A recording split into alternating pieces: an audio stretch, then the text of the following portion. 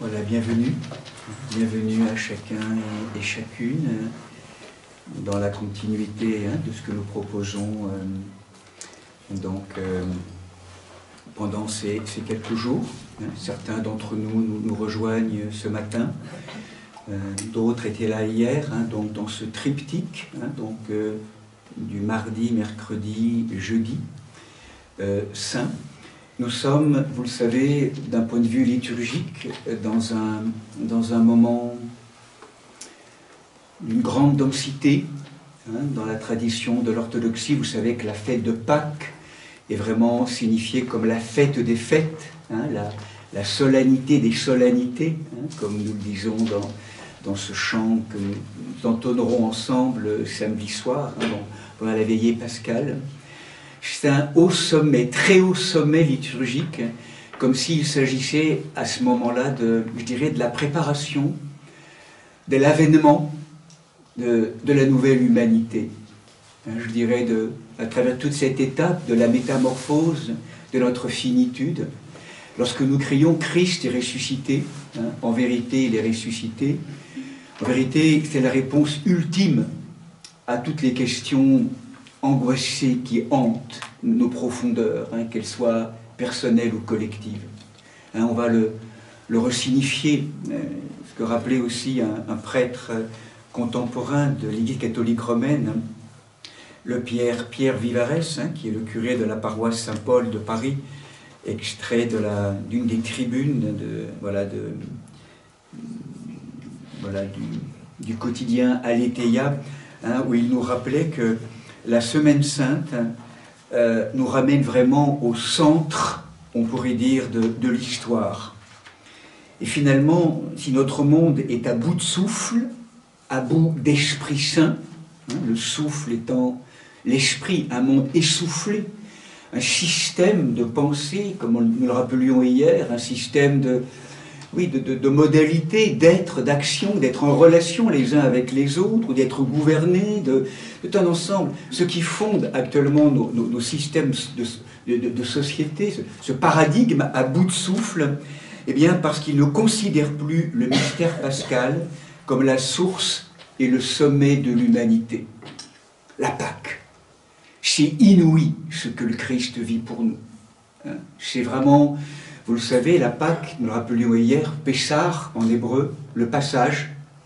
Et la Pâque du Christ, c'est véritablement ce passage, ayant assumé notre humanité, il nous aime jusqu'au bout, et il fait passer cette nature humaine de cet assujettissement à la finitude et à la mort, cette humanité, on pourrait dire, cette vieille humanité, à travers tout un process, il fait passer cette humanité dans un autrement, dans un au-delà, dans une dimension éternelle, une dimension de l'avènement de la matière glorieuse.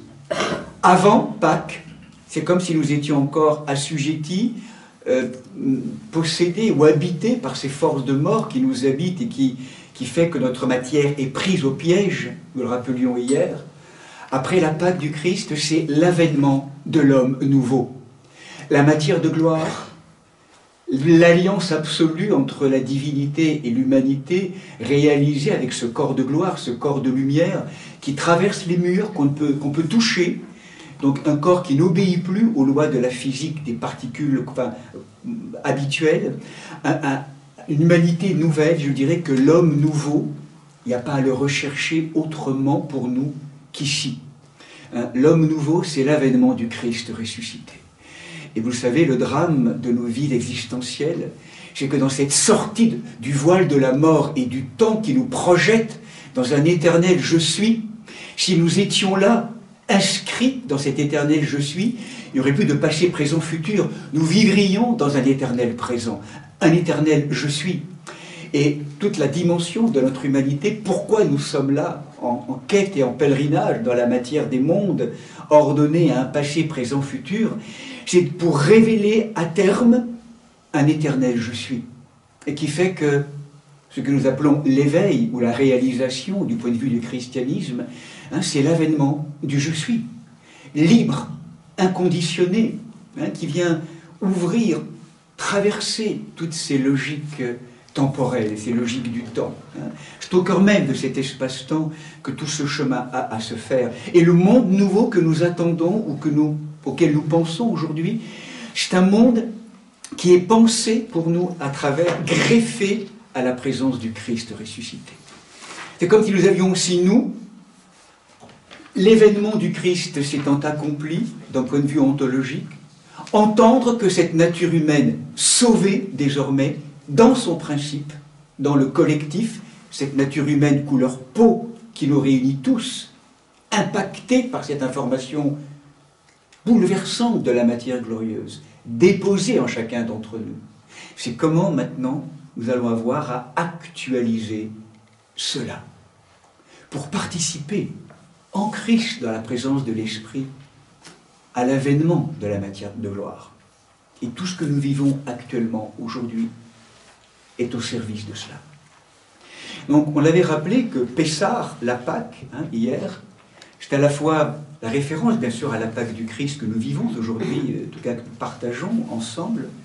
C'est aussi en lien avec la Pâque juive, qui est un texte magnifique, bouleversant, de livre de l'Exode. Il faudrait relire cette interprétation qu'a pu en faire quelqu'un comme Monique de Souzenel, par exemple, de ces 10 plaies d'Égypte qui sont des prodiges, et qui fait que dans une lecture contemporaine, nous entendons ce mouvement d'une Pâque comme des douleurs d'accouchement qui nous font quitter une terre d'esclavage pour aller vers une terre promise. Et nous évoquions hier l'expression assez nouvelle, mais en même temps, je crois, très parlante, très féconde, que portée par la Pâque des Hébreux et la Pâque du Christ, ontologique, il y a aujourd'hui très clairement le sens d'une Pâque des nations. À travers tout ce que nous vivons, nous pouvons considérer que nous vivons, que nous sommes en déplacement. Ça ne concerne plus simplement un peuple donné, ça concerne l'humanité entière. Invité à quitter un mode de pensée, un vieux monde, une vieille pensée,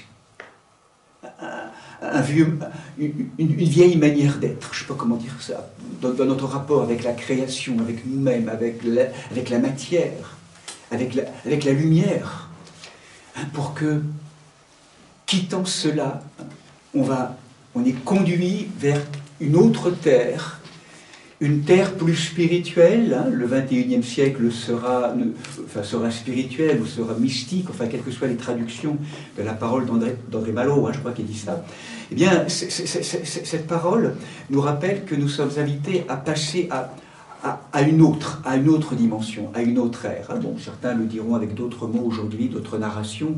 Donc, en tout cas, dans la tradition, c'est très clair. Et du coup, le grand texte qui accompagne, je pourrais dire, cette Pâque, ce déplacement du collectif, c'est le livre de l'Apocalypse, le livre de la Révélation, le livre du dévoilement. Donc, c'est ce qui explique que nous sommes très en travail aujourd'hui, très concernés, très convoqués, à travers une intensification de ces douleurs, de ces contractions d'accouchement, comme si on pourrait dire l'humanité dans son collectif. J'emploie un peu des mots un peu étonnants, peut-être un petit peu étonnants pour vous, mais et comme conduit à un détroit utérin collectif, je dirais. Et vous savez bien, lorsque le détroit se rapproche, ça tremble, ça secoue, on est comme contraint, on le sent à la fois de manière personnelle, communautaire, collectif, comme si tout ce qui n'était plus nécessaire était à être abandonné. Quand on passe dans un détroit, on a l'impression que est convoqué en nous ce qui est de l'ordre de l'essentiel. Tout ce qui est de l'ordre de l'illusoire, tout ça est très fortement invité à disparaître. En vérité, seul s'effondre ce qui est effondrable. Et ce qui est déjà mort, en vérité, en nous. Ce qui est déjà mort, c'est ce qui n'a plus de vie, c'est ce à quoi on tient tellement, qui n'a plus de sens. Et c'est ça qu'on est invité à donner et à offrir. Seul s'effondre ce qui est effondrable. Et qu'est-ce qui reste quand tout s'est effondré? On le sait bien, c'est ce qui est de l'ordre de l'ineffondrable, c'est ce qui est éternel, c'est l'accès à cette vie plus haute, plus grande, plus vive. L'avènement du je suis, l'avènement de la présence. C'est ce grand dévoilement. Le texte de Job le rappelait ce matin, que Sœur Claire a lu, vous vous rappelez pour ceux qui étaient là, à la fin du chapitre 2. Toute l'œuvre aujourd'hui, c'est peau après peau. Le texte hébreu nous dit véritablement peau jusqu'à la dernière peau. Comme si l'œuvre divine, qui convoque aussi le Satan comme adversaire ontologique. Et là aussi, il y aura toute une dimension à bien resituer dans notre combat et notre place. Mais la fonction du Satan comme adversaire ontologique est là au service, justement, de ce dévoilement. Peau après peau. Est-ce que ça vous parle, cette expression de... Tout notre chemin d'incarnation est un chemin de dévoilement. Peau après peau. Nous ne voyons pas le monde, nous ne voyons pas l'autre tel qu'il est. Nous le voyons toujours à travers le prisme cataracté de nos blessures, de notre humanité. Tout notre travail, c'est un travail de dévoilement, de retrait des cristallins cataractés, pour que nous voyions l'être tel qu'il est, le monde tel qu'il est, l'autre tel qu'il est, nous-mêmes tels que nous sommes. Aujourd'hui, nous projetons, nous ne voyons pas vraiment, nous croyons que nous voyons. Par moments, on voit. Il y a des ouvertures de conscience bouleversantes. On voit le réel, mais on est souvent... Nous n'avons qu'une vision partielle ou partiale des choses. C'est ainsi, c'est tout le chemin. Et donc, mon propos, pendant ces 3 jours, hier, aujourd'hui et demain, était d'entrer dans ce mouvement de l'art du passage, et d'essayer d'écouter, d'entendre comment Jésus est passé. Comment Jésus est passé. Le grand passeur, l'homme pascal.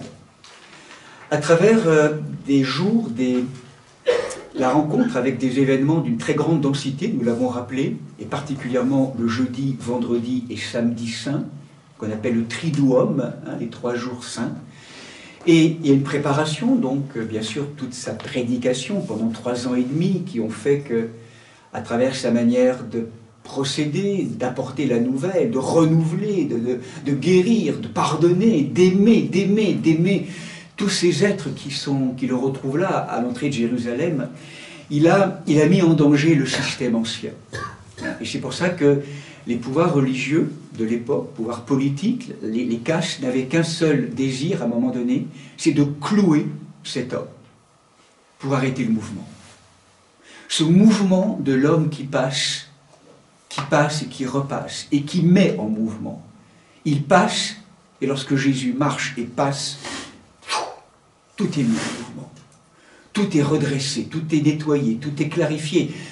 Chez celles et ceux qui se donnent à ce travail, il passe, il marche et il fait marcher. En marche. En marche. Traduction, rappelez-vous, d'André Chouraki, des Béatitudes. Bienheureux les pauvres en esprit, Beati pauperi en latin, en grec, Makarios, mais surtout en hébreu, en marche, Ashrei, en marche. Le bonheur est dans la marche. Et notre marche est une marche aimantée par un principe divin. Et nous sommes invités à pèleriner, à marcher. Le Dieu biblique est un Dieu qui honore le mouvement. Le mouvement, en marche. Dieu qui passe, Dieu qui marche. Jésus qui marche, l'homme qui marche. Ce magnifique petit poème de Christian Gobain. L'homme qui marche, qui passe. Et c'est vraiment cela qu'il nous apprend à faire. Là où dans nos psychismes, on aurait tendance à s'arc-bouter, à s'arrêter souvent, pour sécuriser, je dirais, les appuis extérieurs, régulièrement notre vie, les appuis extérieurs, au fur et à mesure de nos épreuves, tombent, mais c'est pour justement nous inviter à sans arrêt repartir en marche, et pour surtout retrouver finalement l'appui intérieur. Comme la petite Thérèse de Lisieux, j'avance sans appui, et pourtant totalement appuyé à l'intérieur, retrouver cet appui intérieur. Et c'est là qu'on a un gros travail à faire. On compte tellement, on a tellement donné tout pouvoir à des réalités relatives, à des êtres, à des situations extérieures. Voilà, là, si c'est là, je suis sécurisé, et c'est vide à l'intérieur. La vie, le vivant, l'intelligence du vivant nous rend le service progressivement, parfois doucement, parfois de manière rude, de nous retirer les appuis extérieurs pour que, je dirais, nous retrouvions cet appui intérieur, cette pierre de fondement qu'est le Christ, pour nous libérer, pour nous libérer. Le seul chemin dans l'Évangile, c'est pas que c'est bien, c'est pas que c'est mal. Le Christ n'emploie pas forcément ces mots-là. Qu'est-ce qui vous rend libre? Est-ce que ça vous rend esclave? Vous restez objet? Ou est-ce que vous redevenez sujet? Est-ce que vous êtes toujours victime des situations? Ou vous devenez disciple des situations? La voie du disciple. Et là, le Christ nous montre cette voie du disciple. Donc, nous l'avions, du disciple du Père, dans cette obéissance. Donc, nous avions rappelé hier, et c'est ça un petit peu le sens de ces chemins, donc à travers ces trois climats particuliers de Jésus qui passe, le passeur, l'art du passage. Donc, nous avions abordé hier la question, ou plutôt la thématique plutôt propre au jeudi saint, le passeur du cénacle, de la chambre haute. Nous avions introduit notre propos hier en se rappelant qu'une fois que Jésus est rentré à Jérusalem, nous avions repéré trois événements ou trois situations avant d'être conduit au jeudi saint, dans une densification, dans un moment où Jésus sait qu'il va mourir, qu'il va être trahi. Il le sait. Il est vrai Dieu, vrai homme. Il est venu pour cela, on pourrait presque dire. Pour assumer, par amour pour nous, par amour du Père, il est venu pour assumer tout ce qui concerne la nature humaine. Et tout ce qui n'est pas assumé n'est pas sauvé, nous disent les anciens. Je pense à Grégoire de Nice, en l'occurrence du IVe siècle. Tout ce qui n'est pas assumé n'est pas sauvé. Et s'il y a bien un lieu qui était terriblement, je dirais, invalidant et anesthésiant, cette humanité que nous sommes les uns les autres, habités quelque part d'une soif d'éternité, de vie éternelle, et qui venait régulièrement s'échouer sur cette digue de la mort sur laquelle sans arrêt toutes nos belles espérances venaient s'échouer. Tant qu'il n'y a pas quelqu'un qui a pris en main la mort, qui l'a assumée, qui l'a traversée et qui en a fait quelque chose d'une espérance inouïe, on n'est pas sauvé. On est encore ordonné à la mort et à la finitude, quelque part. Donc il fallait qu'il passe par tout cela. C'est un être qui... Voilà. Et pourtant, au cœur de tout cela, dans une vraie humanité, on va le voir particulièrement ce matin, voilà, il a vécu ce moment, à la fois vrai Dieu et vrai homme, donc on a signifié ces trois moments juste avant ce jeudi, où là il y a vraiment en quelques heures un condensé d'enseignements. Donc vous vous rappelez, le premier acte qu'il fait, dès qu'il rentre à Jérusalem, en écho avec sa première arrivée à Jérusalem pratiquement, la première Pâque 27, il fait la même chose que la Pâque en l'an 30, il remet de l'ordre dans le temple. Il chasse les vendeurs du temple. Remise en ordre. Puis après, les polémiques avec tous les pouvoirs religieux de l'époque, on n'a pas parlé hier de ses imprécations, de sa colère de l'amour, donc là où parfois même d'ailleurs on pourrait dire « malheur à vous », qu'est-ce qu'a dit Jésus exactement aux pharisiens au temple de Jérusalem, devant tout le monde à ce moment-là, en prêchant. En fait, le mot « malheur » qu'on traduit dans nos Bibles, traduit le mot grec « ouaï ». Et « ouaï », ça veut dire « hélas ». Hélas. N'avez-vous pas compris? Hélas! Donc, est-ce que ces malheurs, est-ce que c'est une malédiction? Pas possible de la part du Christ. Est-ce que c'est malheureux êtes-vous? Vous savez que certains, on a pu traduire par aïe aïe aïe. C'est-à-dire la colère de l'amour, et en même temps qui... Parce que derrière tout cela, il ne s'agit que d'amour. Un amour qui n'est pas mou. L'amour, le véritable amour, nous l'avons rappelé souvent, n'est pas complaisance. C'est du diamant. Et là, Jésus, de manière ultime, veut remettre encore et encore une chance, redonner une chance par sa parole. Il sait bien que ça peut être vain, mais pas que. Il y a des êtres qui vont encore être convertis, enfin, transformés ou renouvelés par sa parole. Il vient frapper fort par sa parole, là où c'est dur, là où ça résiste, là où ça ne veut pas. Et donc, parfois, c'est la douceur, c'est les caresses, et parfois, il est bon d'être secoué. C'est comme ça, la pédagogie de l'amour. Hein, l'amour nous caresse et nous secoue. C'est par amour. Hein, parce que parfois, on a du mal. Hein, on rend grâce parfois des colères qu'on a pu recevoir, qui ont pu nous faire bouger aussi. Donc cette sainte colère, encore une fois, qui est là. Et puis après, nous l'avons rappelé hier aussi, c'est cette ordonnance, on pourrait dire, que Jésus nous propose à travers ces paroles de la fin des temps.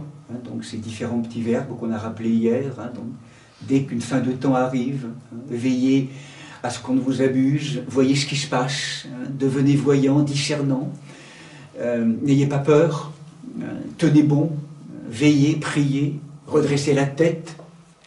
Voilà, c'est un ensemble de programmes. Et puis donc il y avait donc terminé avec cette parabole de Matthieu 25 avec le rappel de la diaconie, dans ces grands temps de passage, plus que jamais, ce que vous faites au plus petit d'entre vous, c'est à moi que vous le faites. Et le verre d'eau que vous donnez au plus petit qui a soif, c'est à moi que vous le faites. Le prisonnier que vous allez visiter, c'est à moi que vous le faites. L'homme nu ou la femme nue, pauvre que vous habillez, c'est à moi que vous le faites. C'est vraiment cette dimension que Dieu nous donne rendez-vous dans le cœur de l'humain, de l'autre. Et ça, donc, particulièrement, vous le savez, c'est thématisé. Je finis mon propos par rapport à hier pour ajuster, je dirais, harmoniser tous celles et ceux qui nous rejoignent maintenant. Donc, on avait conclu par le développer de ces 3 étapes, de se condenser comme un testament, comme un héritage que le Christ nous donne à travers le lavement des pieds, comme une œuvre bouleversante, un acte inouï. Lavez-vous les pieds les uns les autres. Et puis tout ce grand thème de l'Eucharistie. Nous l'avions rappelé hier avec ce prodigieux miracle d'amour, le plus grand, sans doute le plus puissant et le plus continu dans le temps, ce moment où le Père, je dirais quelque part, autorise, en tout cas propose à son Fils, dans l'invisible de la relation trinitaire, qu'au moment où, s'appuyant sur l'ancien rituel juif, eh bien, il va prendre du pain, et là, eh bien, ceci est mon corps. Prenez-le et mangez-le. Ceci est ma coupe, prenez-la et buvez-la. Parce que mon sang, mon corps sont une nourriture. Et comment, nous l'avions rappelé hier, à travers ces miracles eucharistiques aujourd'hui qui viennent régulièrement, enfin depuis un certain temps, ensemencer aussi notre vie ecclésiale, d'entendre qu'effectivement à travers ce pain et ce vin, c'est le don de sa vie, le don de sa présence qui nous est fait. Quelle grâce inouïe!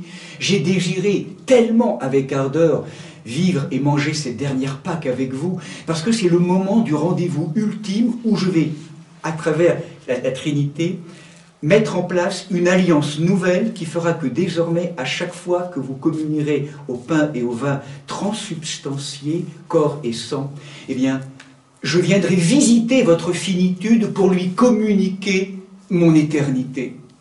Un lieu inouï de renouvellement. Et que là, frères et sœurs, nous accomplissons notre nom biblique commun les uns les autres, qui est Adam. Adam. Aleph Dam en hébreu. Dieu dans le sang. C'est réellement une transformation de notre sang. Le Verbe se fait chair. Ce n'est pas qu'une parole, ça vient toucher nos os, nos os, notre sang, nos organes. C'est là que ça se passe aussi. L'Église est un corps, l'Église est un corps, le corps du Christ, nous sommes les pierres vivantes, et ce corps est là, et il fait partie intégrante de l'Église. C'est ce corps, ces différents corps qui nous constituent. Et puis, en conclusion aussi, ce testament de parole qui concluait donc notre marche hier de l'évangile de Jean. Donc, et là, nous arrivons, il est à peu près à l'époque 19h ou 20h ou 21h, le jeudi saint. Judas est parti, et là, donc, les disciples sortent du cénacle et donc se dirigent vers le jardin des Oliviers. Et donc on va le retrouver ce matin pour maintenant aborder ce deuxième thème plus proche, on va le voir du vendredi saint, qui est le passeur de Gethsémani, pour aller vers le Golgotha. Alors, en chemin, une question peut-être de l'une d'entre nous, qui est une question qui se pose régulièrement. Il m'arrive d'aller à une messe catholique romaine, et sachant que seule l'hostie, corps du Christ, est donnée aux fidèles. Donc je demande à communier sous les deux espèces, parfois je suis entendu, parfois non. Et avec le dialogue avec le prêtre, qui souvent me renvoie, c'est trop compliqué, ou tout est déjà dans l'hostie, corps du Christ. La parole du Christ est occultée et perdue, le sens du sang du Christ, comme l'alliance à réinscrire dans la conscience profonde. Dois-je renoncer à la communion, selon le rite catholique romain, pour ne pas trahir le Christ, ou selon une compréhension d'unité des églises, cette pratique d'une Eucharistie tronquée serait-elle un frein à l'avènement du royaume ? Voilà, bon, il y aurait beaucoup de choses à répondre sans doute à cette question, bien sûr, comme toute question importante, fondamentale. C'est vrai c'est souvent difficile quand on est habitué à la pratique catholique orthodoxe. Rappelez-vous que l'Église, elle est catholique, qu'on soit romain ou orthodoxe, elle est catholique. Catholique, voulons dire universelle, puis aussi autre chose, on l'abordera peut-être éventuellement. Mais c'est vrai qu'il y a toujours peut-être parfois une difficulté pour revenir à la notion de l'hostie. Alors, encore une fois, moi je ne vais pas forcément, ça nous ferait peut-être partir un peu dans quelque chose de trop d'extérieur, et en même temps c'est fondamental. Il y aurait plusieurs choses à dire sur cette question de l'Eucharistie, de la communion. D'abord, c'est vrai que l'orthodoxe aussi remet un peu en cause la question du pain agime, de l'hostie. Que, voilà, justement, pourquoi nous communions au niveau de l'Église primitive avec du pain levé? Parce que justement, c'est du pain qui est levé au levain de la résurrection. C'est pour ça qu'il n'y a plus de sens, il n'y a pas de sens. Tu peux différencier aussi dans la nature des espèces la notion que l'Eucharistie au pain levé signifie que nous communions au corps du ressuscité. Le levain de la résurrection qui fait que nous quittons justement le pain agime, le pain de l'ancienne alliance, on pourrait dire. C'est une première réflexion. Et deuxième réflexion, effectivement, c'est la question du vin, du vin transformé en sang. C'est une vraie question. Alors après, la réponse du prêtre, effectivement, c'est la sienne aujourd'hui. C'est vrai que, en tout cas, si j'entends certaines révélations visionnaires, je pense en particulier à celle de la vraie vie en Dieu, où le Christ s'est prononcé, avec la prophétesse, qui s'appelle Vassula Riden, qui est orthodoxe et justement qui a beaucoup travaillé et qui travaille beaucoup sur l'unité de l'Église, parce que ça touche vraiment là au thème de l'unité. Nous rappelle qu'effectivement, en tout cas, le Christ très clairement lui signifie qu'il est important de communier aux deux espèces. En même temps, ce qui est aujourd'hui, et je ne doute pas que même si nous communions à l'hostie, je dirais dans l'économie divine, dans son immense miséricorde, nous recevons aussi le sang. Mais c'est une vraie question. Une vraie question, je n'ai pas de réponse définitive. Par contre, dois-je renoncer à la communion? Moi, je ne crois pas. Enfin, après, chacun est libre, mais justement, surtout, face à des arguments qui sont encore des arguments un peu difficiles et incompréhensibles pour nous, et où ça peut diviser, effectivement, institutionnellement, aujourd'hui, nos regards ou nos visions. Je dirais, renoncer serait encore, à mon avis, nourrir peut-être un processus de division. Donc, acceptons que ce qui est soit, chaque tradition a ses limites, a sa beauté, et en même temps, nourrissons au contraire l'être ensemble, et en sachant que, très clairement, ça peut manquer, ça peut très clairement manquer, effectivement, lorsqu'on est habitué à communier au sang. Donc, au passage, d'ailleurs, les prêtres, eux, communient au sang, souvent.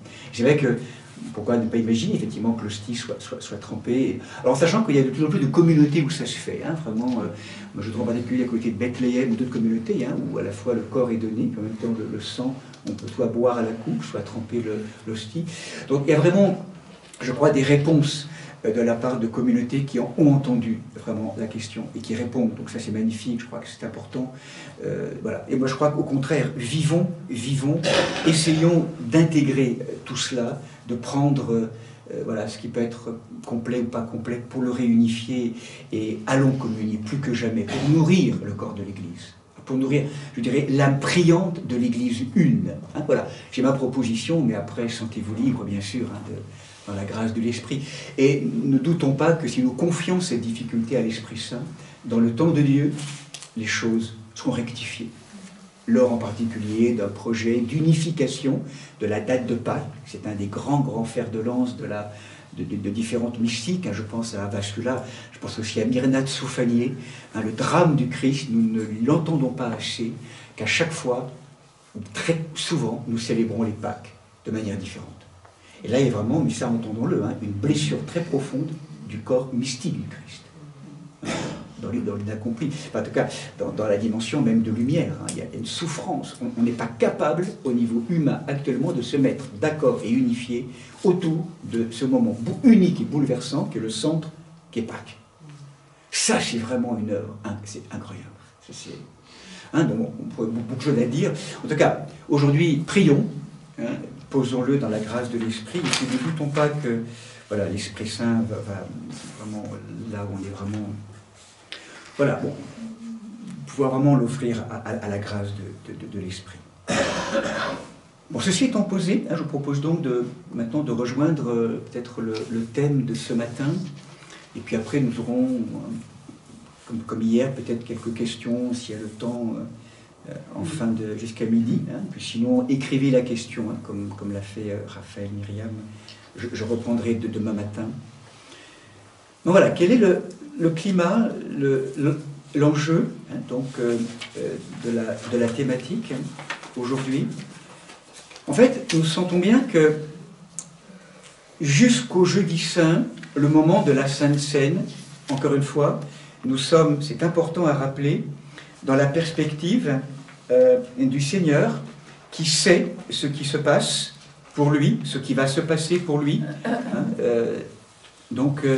il va donc entrer dans ce chemin. Et pourtant, il va avoir à vivre aussi des étapes qui correspondent à ces passages. Donc, ce qu'on a peut-être pour conclure simplement par rapport à hier, hein, j'ai désiré d'un grand désir manger cette Pâque avec vous. Hein, vous vous rappelez que ce qu'on a posé hier, nous essayons d'entendre et de recevoir du grand passeur qui est le Christ, des clés pour nos propres passages, collectifs, mais aussi personnel. Ce qu'on a rappelé hier, qu'on a entendu du Christ, hein, c'est que ces passages que nous vivons, hein, ils sont vécus de manière forte s'ils sont reliés en reliance et s'ils sont portés. Hein, nous l'avons vu hier, donc le Christ vient vraiment rejoindre sa tradition de la fête de Pâques et il demande vraiment à ses disciples d'être là. Hein, j'ai désiré d'un grand désir manger avec vous. Le passage, c'est vraiment un moment où on est ensemble, où on construit ensemble des liens et même à travers le lavement des pieds et l'Eucharistie, qu'on va donc métamorphoser, mais qui vont être des liens qui vont subsister après la séparation charnelle, on pourrait dire, le départ. Travailler au lien. Et moi je trouve ça bouleversant que le premier lien très fort que nous avons dans notre vie humaine, c'est ce qui relie la maman avec l'enfant dans le cordon ombilical. Ce lien, le cordon ombilical, c'est vraiment d'entendre que nous sommes des êtres reliés. Nous ne passons bien que reliés. Reliés avec les frères et les sœurs, bien sûr, mais aussi reliés avec le cordon ombilical, la source divine, avec l'amour du Seigneur. Là où parfois les liens avec les frères et les sœurs peuvent faire défaut, où ça peut être plus compliqué, quoique, mais en tout cas, dans la manière horizontale, mais aussi extérieure, plutôt verticale, c'est d'entendre que nous ne pourrons passer bien que reliés. Et on va voir que nos passages viennent toujours interroger la qualité de nos liens avec nos frères et sœurs, mais aussi avec la source divine. Lorsque tout tremble, lorsque nous rencontrons des moments très douloureux, très difficiles, où nous sommes conduits dans des moments, dans des impasses, dans des lieux de violence, des lieux d'incompréhension, de trahison, d'injustice, qu'est-ce qui reste du lien avec la source? Qu'est-ce qui se passe? Comment c'est interrogé? Cette fidélité, cette obéissance, cette capacité à rester relié, porté au cœur du passage, de l'expérience. C'est là où ça vient beaucoup interroger, la manière dont nous passons. Vous l'avez constaté vous-même, quand on passe, alors qu'il n'y a plus aucun lien qui nous relie, c'est la panique. Enfin, on est complètement submergé, absorbé.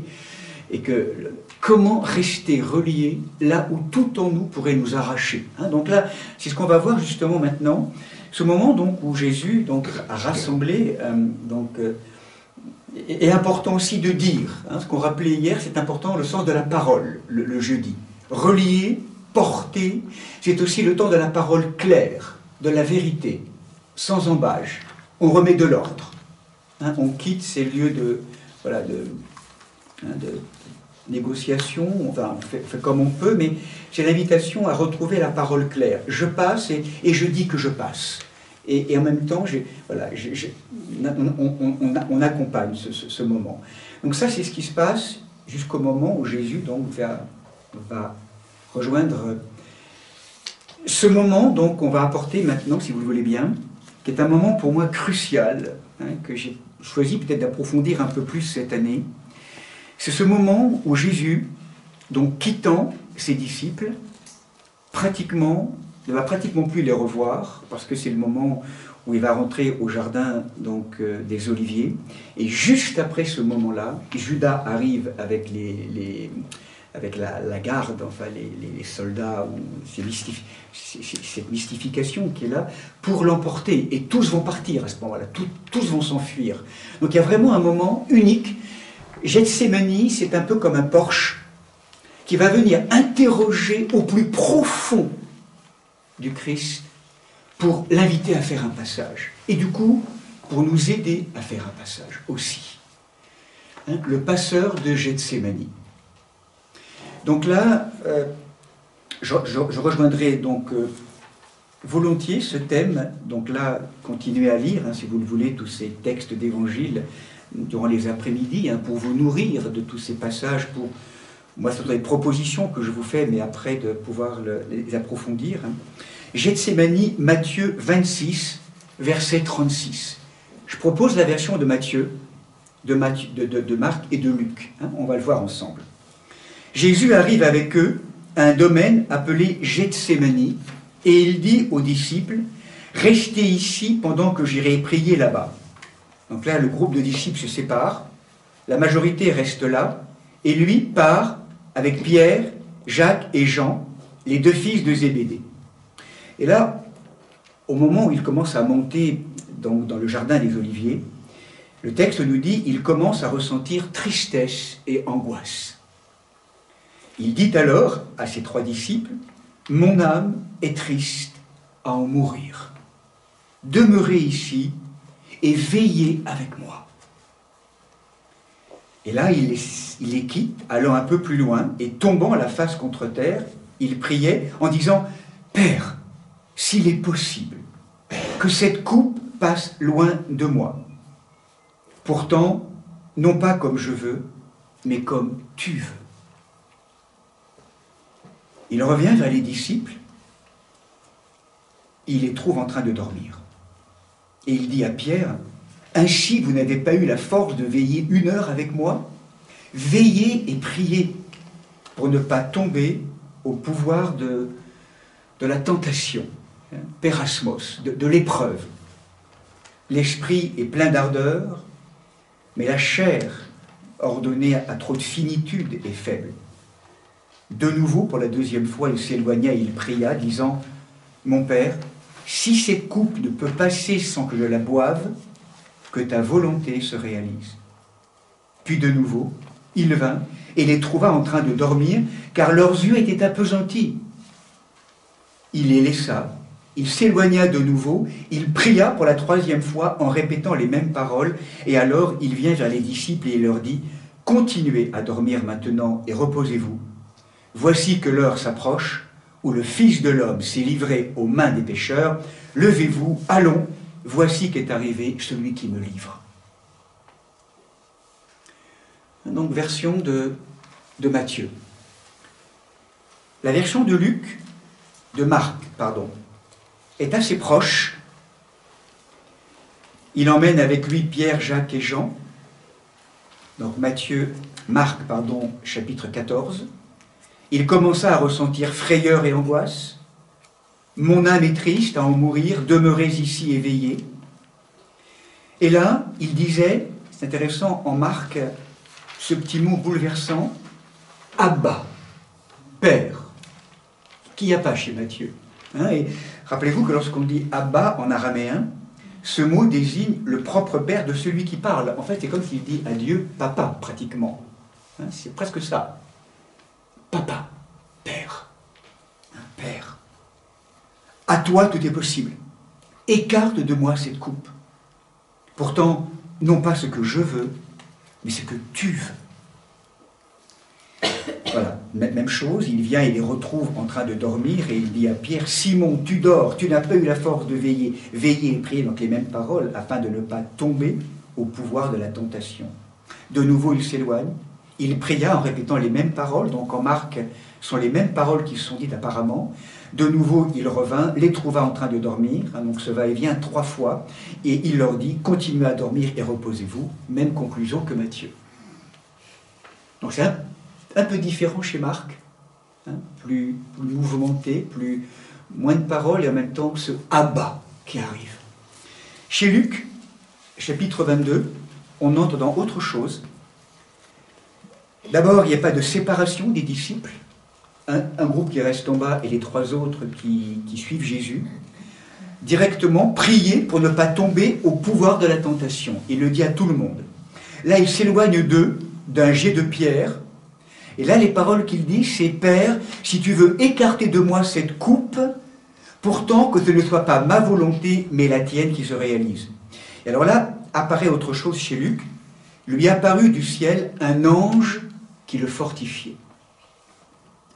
Un ange, la présence de l'ange, du messager. Pris d'angoisse, il priait plus instamment.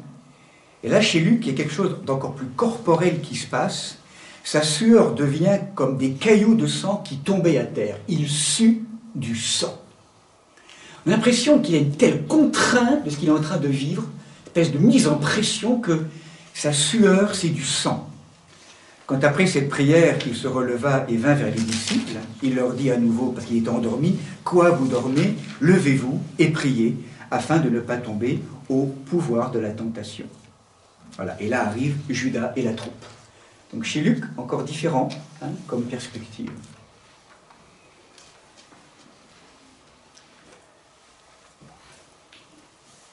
Vous sentez bien Gethsémani? En araméen, c'est un mot intéressant, c'est le pressoir à huile. En fait, on a l'impression que Jésus est pressurisé. D'ailleurs, tous les apôtres vont désormais être pressurisés. L'image du pressoir est intéressante. C'est vraiment l'image, si vous voulez, où les olives, ces fruits d'humanité que nous sommes, vont être, et c'est ce que nous vivons régulièrement dans nos épreuves, vont passer à un pressoir. Elles vont être écrasées, brisées, pour que puisse, à l'issue du pressoir, s'exhaler ou se diffuser, je dirais, l'huile, la sainte huile. Vous savez que lorsque nous passons au pressoir, c'est pas souvent le meilleur qui sort de nous, c'est le pire. On n'a qu'à voir aujourd'hui ce qui se passe au niveau du collectif. Aujourd'hui, le collectif de l'humanité passe à Gethsémani. Les événements extérieurs, quels qu'ils soient, politiques, sanitaires, tout ce qu'on a vécu, tout ce qui se passe actuellement, je dirais même au niveau sociétal, on a la sensation d'une exacerbation d'événements qui en vérité met en pression le collectif de l'humanité. Pour aussi révéler tout ce qu'il y a de pire sans doute en chacun d'entre nous, mais aussi en attente ou en appel que ce soit le meilleur qui arrive. Que ce soit cette huile de l'Esprit Saint qui arrive. Et il est tellement bon pour chacun d'entre nous, dans nos chemins d'humanité, que Jésus soit aussi passé par Gethsémani. C'est comme s'il nous autorisait aussi à vivre dans cette humanité ce qui peut parfois nous dévorer, nous submerger en termes d'angoisse, de combat, d'agonie. au cœur de nos passages, qui sont les nôtres, de révolte. On est autorisé à cela aussi. Hein, et là, Gethsémani est un moment extrêmement fort, hein, où ce que nous découvrons, hein, c'est que là où nous avons eu l'habitude d'entendre Jésus, Fils de Dieu, totalement obéissant à la volonté divine, envoyé du Père, et où finalement, jusqu'à maintenant, on a la sensation que la volonté de Jésus est totalement unifiée à la volonté du Père. Ce que veut Dieu, ce que Dieu veut, Jésus le veut. Fils et Père sont totalement unifiés. À Gethsémani, c'est la première fois où nous découvrons que entre Jésus et le Père, le Fils et le Père, il y a quelque chose qui pourrait tenter de se déchirer. Nous sommes en face d'un moment bouleversant où nous découvrons que Jésus n'est pas obéissant de manière aveugle à son Père, il a une volonté humaine, et là, cette volonté humaine se cabre devant l'épreuve, que pourtant, il sait qu'il doit passer dans les profondeurs de son être. Et ça, comment c'est possible? Eh bien, là, je m'appuierai sur différentes révélations aussi visionnaires. Hein. Je pense en particulier à celle de Anne-Catherine Emmerich. Également, ce visionnaire très intéressant de Luisa Picaretta, hein, qui a écrit ce livre, Les heures de la passion de notre Seigneur Jésus-Christ.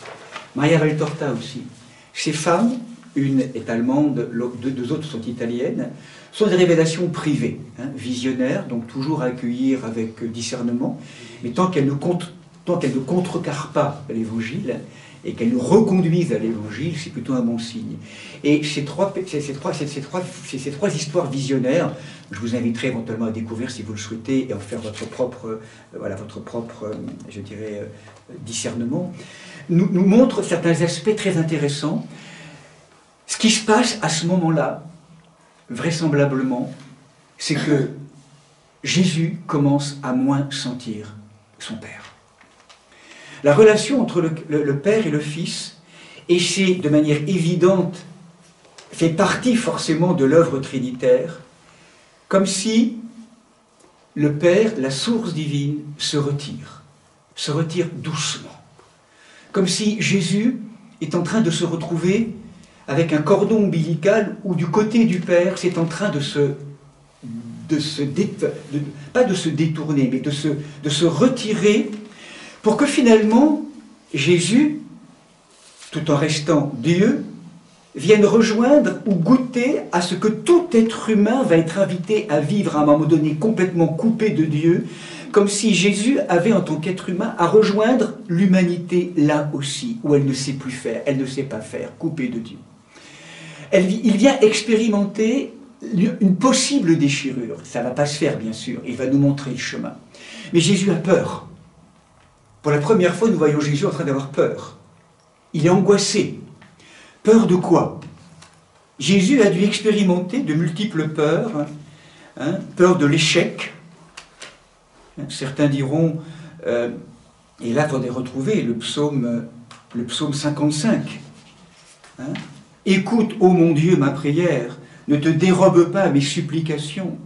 Donne-moi audience et réponds-moi. Je vis dans l'angoisse et le tourment. Je frémis sous les cris de l'adversaire, sous les huées de l'impie. Ils ont déversé sur moi l'iniquité. Ils m'ont attaqué avec fureur. Mon cœur s'est brisé dans mes entrailles. Les terreurs de la mort sont tombées sur moi. La crainte et le tremblement m'ont assailli. Les ténèbres m'ont recouvert. Psaume 55. Ce moment, on a la sensation que la présence de Dieu est moins opérative, nous ne le sentons plus, ou moins. Et là, entre les deux s'immisce, vous savez, le diviseur qui n'attend que ça, le Satan, qui lui va à ce moment-là, à travers ses paroles mensongères, distiller des paroles qui va être difficile parfois de résister. À quoi ça sert? Peur de l'échec. Pourquoi tu t'es donné autant de mal? De toute façon, les êtres humains, ils sont tellement orgueilleux, tellement fermés sur eux-mêmes, ça ne sert à rien. Ça ne sert à rien. Ce que tu fais ne sert à rien. La peur de l'échec. Peur des humiliations. Cette dimension humaine, là autant qu'il est relié à Dieu de manière plénière, C'est comme si son lien à Dieu de manière pleine et ressentie et éprouvée, le protégeait, ou on pourrait dire, lui faisait voir ses humiliations ou tout le drame qu'il va vivre de manière positive. Là, c'est comme si maintenant on broie du noir. Le Père s'est retiré, Satan est à l'œuvre, et là, se sentant abandonné, il ne reste plus que l'élément humain. On broie du noir. L'échec, les humiliations. Là, il faudrait retrouver le psaume 55 aussi. Je suis troublé par les injures, je suis la risée de mes adversaires. Peur des supplices horribles qui l'attendent s'il est arrêté. Et puis la peur de la mort. Comme si ce jeudi saint, à Gethsémani, Jésus, à travers son humanité, ce moment où sa volonté humaine, Père, éloigne de moi cette coupe. Je ne peux plus l'assumer. J'ai peur. Comme s'il nous autorisait aussi, chacun d'entre nous, dans nos traversées, à accueillir sans les rejeter, toutes ces émotions qui sont là. Au moment où, brisé, traversé, pressurisé par l'expérience, la peur, le doute, le désespoir, la fatigue, l'épuisement, l'incompréhension, l'injustice, que cette coupe s'éloigne de moi. C'est important parce que on a eu tendance parfois dans une forme de perversion de la parole et de la pastorale, c'est peut-être plus après le Moyen-Âge occidental, rappelez-vous, de signifier des choses du genre, finalement la sainteté ça se gagne avec la souffrance. Et plus tu souffres, plus tu seras saint. Comme si c'était la souffrance et le malheur qu'on avait à appeler sur nous qui serait générateur de sainteté.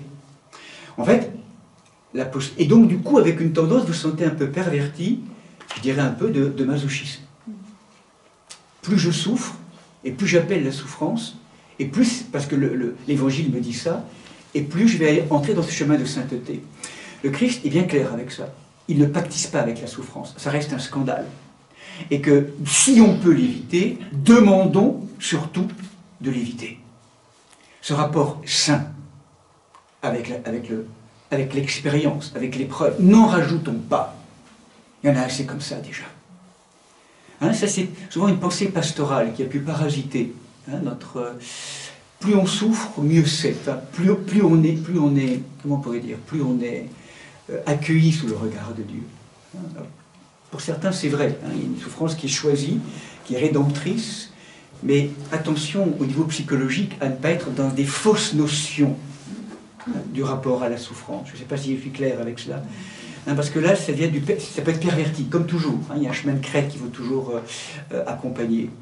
Donc, c'est vraiment très intéressant de voir à quel point cette thématisation, c'est ce moment où Jésus est confronté à une expérience. Alors là, j'aimerais peut-être relire à travers ces révélations visionnaires justement ce qu'en dit à un moment donné Maria Valtorta. On pourrait également choisir d'autres témoignages comme celle de Luisa Picaretta. Ils sont assez semblables en vérité avec des mots un peu différents. Mais voyez ce qu'il est dit à ce moment-là dans ces paroles. Un seul instant, une loque d'homme sur qui pèse tout le péché du monde.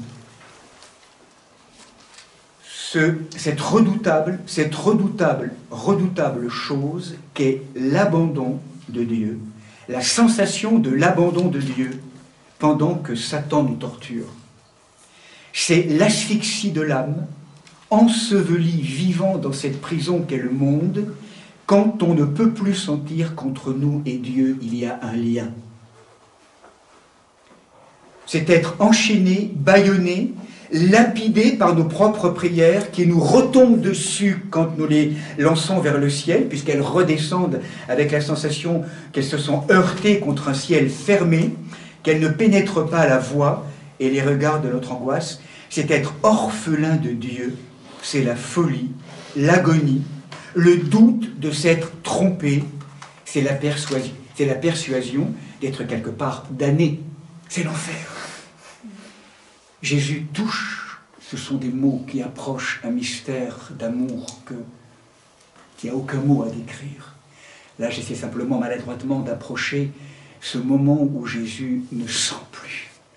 Et où finalement son adhérence, c'est un effort de la volonté pour dire « je continue à croire » et à rester là où tout pourrait cisailler le lien avec la source. Non, je suis là pour tenir bon à ce lien. Et c'est pour ça que, ce qui est bouleversant, c'est qu'au moment où en même temps il nous rejoint dans sa finitude, notre finitude, et il nous rejoint tout cela, Père, que cette coupe s'éloigne de moi, et en même temps, là où tout pourrait, où la volonté humaine de Jésus et la volonté divine en lui, de ces deux natures, humaine et divine, semblent se déchirer, la nature divine n'étant plus opérative à ce moment-là où s'étant retirée, c'est l'effort de la nature humaine qui va dire, non pas comme je veux, mais comme tu veux. Protège-moi de cette désobéissance qui fait que je n'écoute plus le projet de Dieu, mais je reste toujours gardien. Cette fidélité, cette obéissance, coûte que coûte, quoi que j'ai à vivre à la volonté de Dieu, est absolument bouleversante à Gethsémani. Parce que là, c'est plus facile. Il ne sent plus la présence. Là où tout pourrait tordre, il garde. Il garde. Le cap, comment nous traversons, nous aussi, nos expériences-là. Là où nous nous sentons abandonnés, où nous ne sentons plus Dieu, là où nous nous sentons damnés, que ce ne soit pas ma volonté, mais ta volonté, Seigneur. Et chez Matthieu, ce qui est intéressant, c'est qu'on a la sensation finalement que les trois étapes que vivent Jésus et les apôtres dans ce va-et-vient sont comme trois étapes où alors que la volonté humaine de Jésus peut être travaillée pour se dissocier de ce que veut l'amour, de ce que veut la vie à un moment donné, eh bien, dans cette menace de dissociation, la première parole chez Matthieu est assez forte, ce moment. Donc, je reprends Matthieu, on a l'impression qu'il y a tout un processus qui est en train de se faire, et c'est particulièrement lisible chez Matthieu, il me semble, dans l'expérience. Mon Père, s'il est possible que cette coupe passe loin de moi. Pourtant, non pas comme je veux, mais comme tu veux. La deuxième, c'est mon Père, si cette coupe ne peut passer sans que je la boive, que ta volonté se réalise. Et la troisième, c'est je suis unifié. Vous sentez ce qui se passe dans l'histoire de Gethsémani, et il nous rejoint tous à ce niveau-là, c'est qu'à un moment donné, avec la volonté humaine, fasse que cette coupe s'éloigne de moi, c'est comme si l'expérience qu'on vit, on va la subir. On n'est pas sujet. On ne l'a pas choisi. Bien sûr qu'on ne l'a pas choisi. On l'a subi. Tout le chemin de Gethsémani, c'est que l'expérience que nous vivons, aussi douloureuse que cela soit, c'est de ne plus la subir, mais de changer de posture pour décider de la choisir. C'est énorme comme travail. Où là, fasse que cette coupe s'éloigne de moi, puis après, si on ne peut pas faire autrement, on a la sensation que la volonté de Jésus qui s'est séparée, qui ne voulait plus celle qui était la sienne et celle du Père quand tout était unifié et quand il sentait la présence, et c'était facile à ce moment-là, facile entre guillemets, c'était en tout cas consenti. C'est comme si en fait, en se sortant de cette rencontre avec la partie divine, il n'est plus qu'un être humain. Et à ce moment-là, on sent qu'avec la deuxième partie, il va tout doucement, dans cette menace de déchirure, eh bien, se rapprocher de la volonté divine, même si en lui, ça continue encore à bagarrer, à lutter. Et la troisième fois, réveillez-vous. J'y vais maintenant unifier. Ma vie, on ne me l'apprend pas, c'est moi qui la donne. Totalement différente comme posture. Ma vie, on ne me l'apprend pas, c'est moi qui la donne. Parole de Seigneur. passer de cette vie subie, cette vie où nous sommes toujours victimes, et combien aujourd'hui, dans tout ce que nous vivons, mais il y a quelque part une posture qui est là, et nous avons le droit vraiment de projeter sur l'expérience. Non, c'est pas possible, c'est pas possible. Tout ce qu'on a partagé rapidement, et en même temps, à un moment donné, c'est là. Donc c'est, et j'y vais avec cela. Oui, je suis unifié. En sachant qu'il y aura le discernement avant de savoir si l'épreuve est bien à traverser. Hein. On ne va pas en rajouter, comme on l'a dit tout à l'heure. Mais par rapport aux événements que nous vivons, il y a ce chemin de métamorphose. Le chemin de métamorphose, vous avez bien compris qu'il nous fait passer finalement de l'état face à une épreuve. Rejoignez vos propres expériences personnelles. Hein. Aujourd'hui, dans l'actualité collective, dans tout ce qu'on a vécu aussi à un moment donné, eh bien, c'est ce moment où on peut se cabrer, dire non, renier ou dénier ce que j'ai à traverser. On se bagarre contre, et on a le droit, mais on sent bien à quel point ça peut parfois aussi être douloureux, difficile, et qu'on va en rajouter, je dirais, en se crispant encore plus. Comment, dans une détente progressive, eh bien, on va se résigner. Bon, puisqu'il vous passez par là, d'accord. Mais on n'y est pas en vérité. Ça grince encore en nous, mais on est résigné. Et ça, c'est pas une posture juste non plus. C'est une posture où nous restons quand même victimes dans le fond. Même si nous posons un acte de résignation, nous sommes victimes. Et après, la posture où, parce qu'il y a le travail de l'Esprit Saint, parce qu'il y a le travail de l'obéissance, et rappelez-vous, c'est que ta volonté soit faite, Père. Et il y a peut-être des choses que je n'ai pas à vivre parce que toi, tu ne le veux pas. En fait, je remets toute ma vie en étant certain que ce par quoi j'ai à passer, parce que je sais que toi, Père, tu ne veux que mon bien, est bon pour moi. Donc c'est dans cette volonté-là et cette obéissance-là que là où tout pourrait craquer en moi, eh bien, oui, dans la condition que c'est ta volonté, si c'est bien ça, aussi crucifiant cela soit-il pour moi, quoi que j'ai à passer, si c'est ta volonté, alors je veux que ta volonté devienne ma volonté. Je veux apprendre à adhérer, à être un. Et là, quand on vit ce moment, cette traversée, on rentre dans le consentement.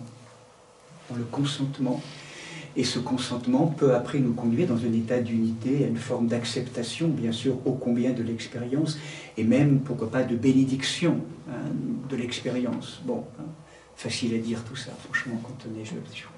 Pardon pour certains, mais c'est vrai que c'est l'histoire. Bénir, c'est-à-dire poser un bon dire sur l'expérience, une traversée qui était tellement au départ... Comment dire ça, une maman qui vient de perdre son enfant, enfin bon, je mesure bien que tout ça, c'est terrifiant comme expérience. Et pourtant, dans tout ce que nous vivons, aussi terrible soit l'épreuve, lorsqu'elle est là, c'est cette adhésion. Voilà, c'est tout ce travail de... Et là, dans tous nos passages, Gethsémani est vraiment un moment crucial. Je dirais simplement un petit passage aussi un petit passage aussi d'un texte qu'on va lire, justement vendredi sur ce chemin de croix, du chemin de croix qu'on va lire ensemble lorsqu'on sera là ensemble vendredi matin. On relira ça ensemble. Regardez ce que dit le patriarche Bartholoméi en contemplant ce thème. Jardin des oliviers millénaires, il faut broyer les olives pour que l'huile de feu, l'Esprit Saint, se répande sur les blessures du monde. Passion de Jésus, solitude, les amis les plus proches s'endorment. Seigneur, délivre-nous de ce sommeil quand la passion du Christ continue dans celle des hommes. Passion de Jésus, silence du Père. Moi et le Père, nous sommes un, une seule volonté, un seul amour. Mais la volonté humaine de Jésus crie d'angoisse, comme si son être le plus profond, divino-humain, se déchirait. volonté humaine de Jésus qui le rend solidaire avec toutes nos solitudes, nos tristesses, nos révoltes, nous, exilés loin du jardin du bonheur. En Christ, Dieu éprouve humainement toutes nos agonies, l'immense agonie de l'histoire, l'immense cri de Job de nos destins, sueur de sang. Alors, pourtant, la confiance vient à travers les ténèbres, voix tremblante qui encore trébuche, non ce que moi je veux, mais ce que toi. Adhésion. En Jésus, l'humanité adhère à la volonté du Père. Laissons cette volonté nous submerger à travers les ténèbres. Les olives sont broyées.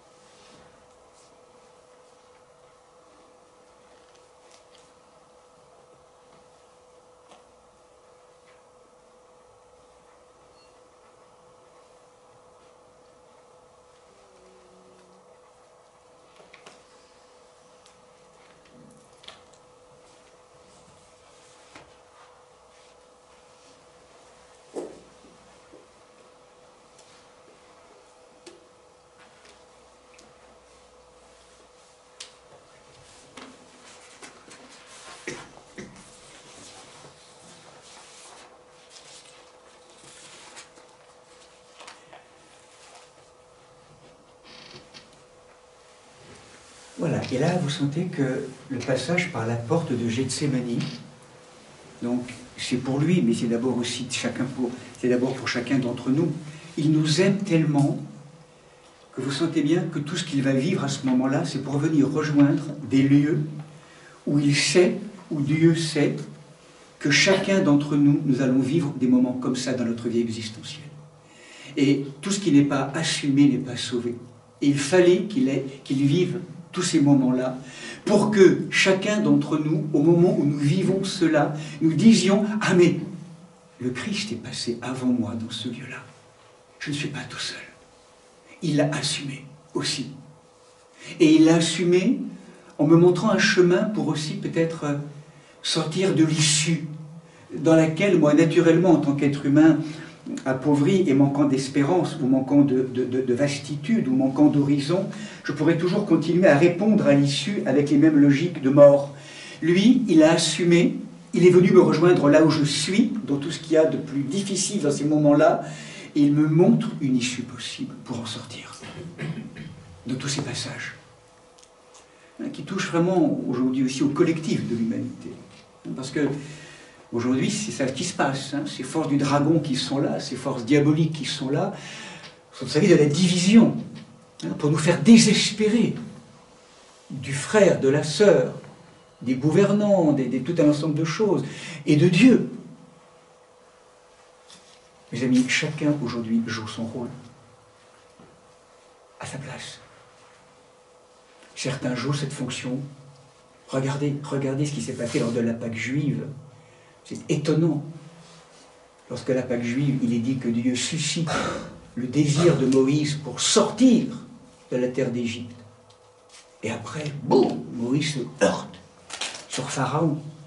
Et il est bien dit que c'est Dieu qui endurcit le cœur de Pharaon.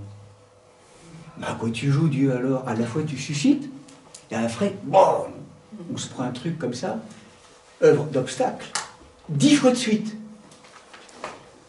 Il suscite et il bloque.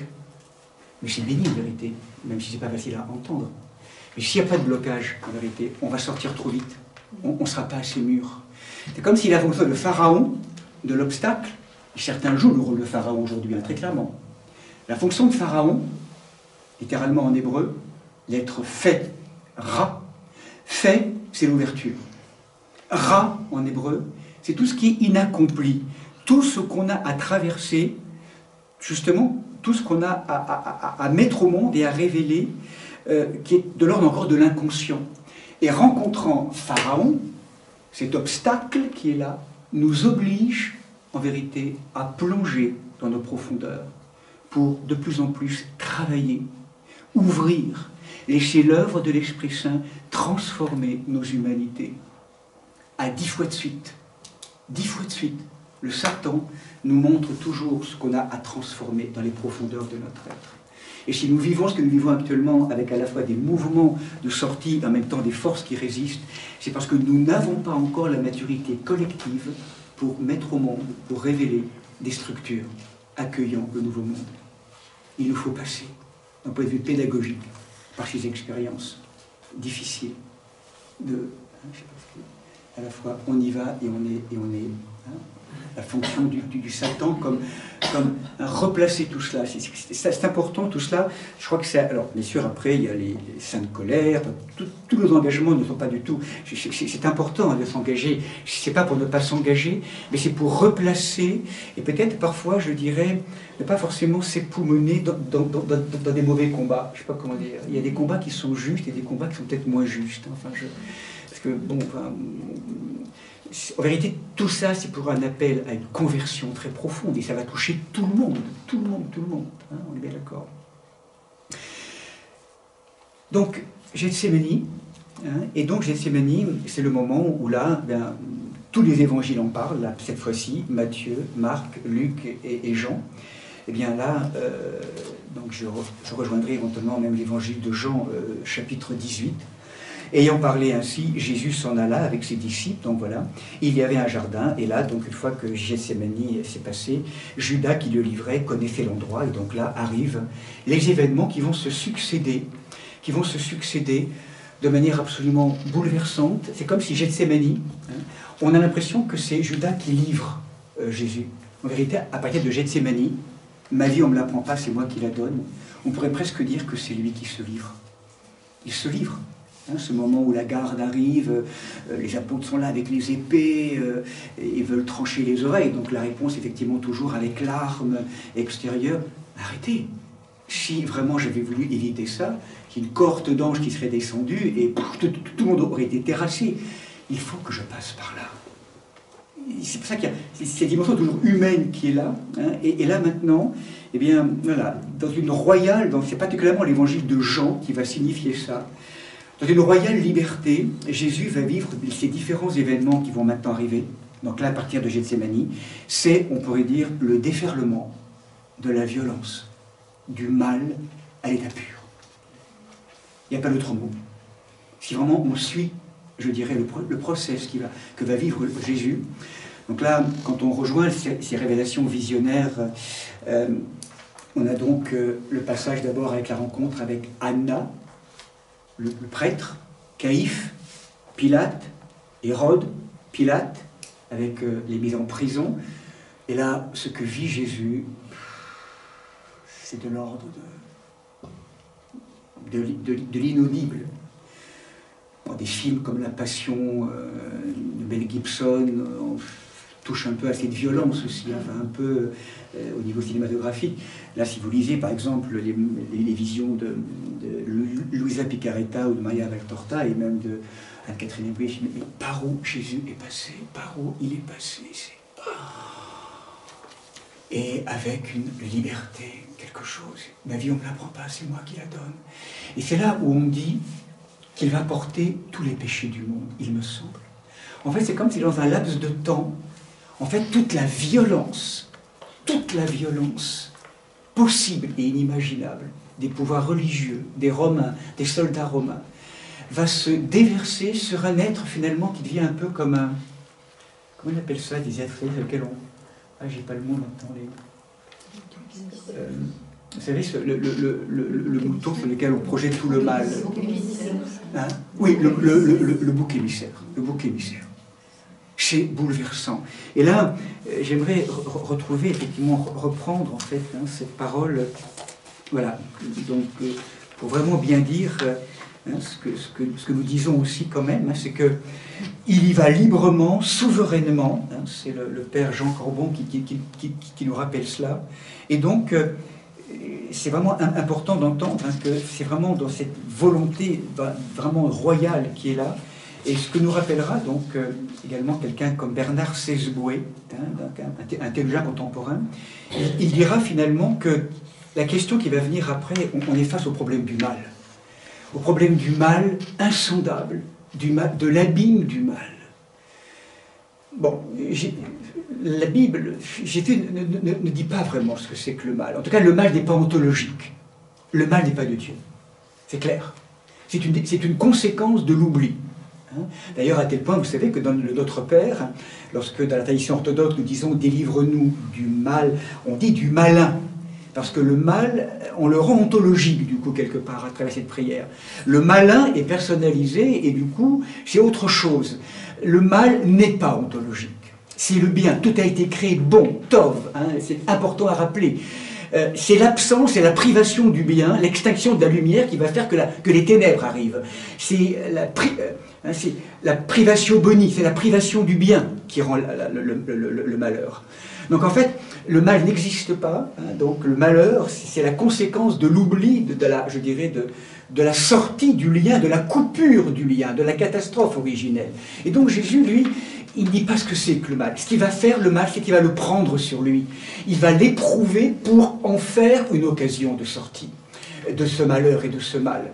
On ne va pas gloser philosophiquement, même s'il y aurait des choses très intéressantes à dire, encore une fois. Mais lui, ce qu'il va faire, ça c'est important à entendre, et j'aime beaucoup ce que dit le théologien Bernard Sesboué, le problème du mal, ce que nous dit pendant ces quelques heures, jusque sur la croix, qu'on va rejoindre maintenant, il nous dit, le problème du mal qui vous écrase, m'écrase, moi aussi. Il n'est pas seulement le vôtre, il est le mien. Et j'ai voulu l'assumer jusqu'au bout. Donc, le malheur, la souffrance, la trahison avec son ami Judas et de tous ses disciples, proches, pendant 3 ans et demi qu'il a formés. Hormis Jean, il n'y en a pas un qui est là, tout le monde est parti. Sauf les femmes, bien sûr, tellement précieuses, ses disciples femmes. L'incompréhension de tous ces êtres qu'il a sauvés, aimés, qui vont le molester, crucifie-le, enfin la violence gratuite qu'il va recevoir, et puis l'abandon du Père, de la source divine, tout ça, il l'a assumé. Oui, je sais, je connais, je les ai vécus. Et il fallait vraiment qu'il nous rejoigne jusque-là. Et vous savez qu'il y a donc ce moment... pour simplement, je ne vais pas développer pour pas trop de paroles, mais il y a ce moment, vous le savez, bouleversant, donc qui continue, je pense, qui en vérité est le prolongement de Gethsémani et qui va donc s'incarner encore plus profondément. C'est ce moment où, alors qu'il faudrait vraiment lire ces chemins de croix, qui sont extrêmement édifiants, de ces révélations visionnaires, dont on a quelques aspects simplement, et très peu dans les évangiles aujourd'hui, de rejoindre peut-être cette parole, là aussi bouleversante, sur la croix. Eloi, Eloi, lema sabachthani. Mon Dieu, pourquoi m'as-tu abandonné? Et là aussi, je crois qu'on touche. C'est pour ça que je passe à la fois de ce thème, d'une parole très forte sur ce passeur de Gethsémani au passeur du Golgotha. En fait, le prolongement de Gethsémani, c'est que après tous ces moments où de plus en plus, donc... Jésus ne sent plus, ou de moins en moins, ou peut-être par alternance, par moments, il sent la présence du Père qui a commencé à se retirer.